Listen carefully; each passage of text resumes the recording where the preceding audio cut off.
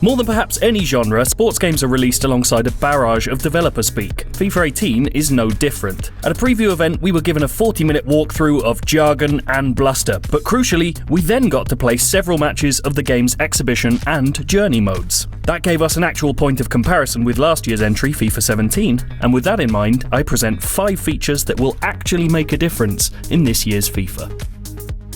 Movement on the ball is probably the hardest thing for football game devs to capture correctly. It's almost as hard to explain. I suppose the easiest way to put this is that in most football games, I feel as though the best way to beat a man is to modulate pace. You jog up, trap the ball, shift position, burst pass, rinse and repeat. Within a few minutes of playing FIFA 18, simply using the left stick actually felt both easier and more natural. Regular movement now feels immediately responsive. Players naturally twist, tap and squirm as you do the same on the analog stick without the long animation-related delays of the last game. The best players feel beautifully mobile when you're using them and horribly elusive when you're in defense. But there's no doubt that movement feels different almost immediately. In a basic sense, The Journey's second season, or the hilariously dramatic The Journey Hunter's Return, as we're supposed to call it, is a simple continuation of the first FIFA story mode. Boy done good Alex Hunter is back, and through the miracle of safe transfers, is beginning his next chapter with your chosen club. EA's touting the main change as the fact that you can now customize Alex, gearing him up with the best sports casual clobber and a ludicrous haircut. It's also hinted at sections where you play as different characters, and nodded towards the lure of football outside of England with the inclusion of Cristiano Ronaldo as a voiced character. To me though, it's the change in tone that feels different.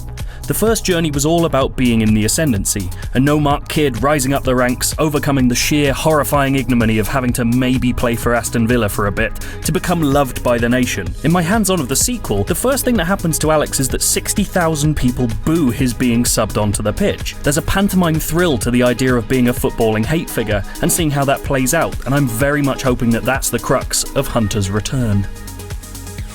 FIFA's shot for authenticity with its Stadia before, of course, the right look, the right chance, but this time they're aiming for something less tangible, the right feeling. That's pushed for partly by making clear the differences between different countries' approaches to watching the game. South American crowds, for example, are peppered with gigantic multi-tier flags, their stadiums lit to look warmer and more humid than their Western European counterparts. The crowds themselves now feel more like a group of people than the bacterial uniform 2D sprites they once did. They'll swarm towards celebrating players, even climbing over seats to get to a prime hugging position.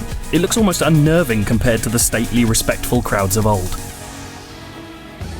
Playing FIFA with friends almost always means foregoing substitutes because of flow-breaking menus and complex ethics disputes about when it's cool to press pause. FIFA 18's solution is remarkably simple. As games wear on, any break in play will see an unobtrusive bar pop up in the corner, suggesting a possible substitute, perhaps to replace a tiring winger or a yellow-carded defender. Hold the right trigger, press X, and the sub immediately comes on. The developers promise that an algorithm is working out who's ripest for swapping, but the players can also set preferred subs before matches or in the edit menus. This sounds excellent, although anecdotally when my hands-on partner tried to set a preferred sub, he accidentally put Cesc Fabregas in goal for Chelsea without realising, and I absolutely smashed him.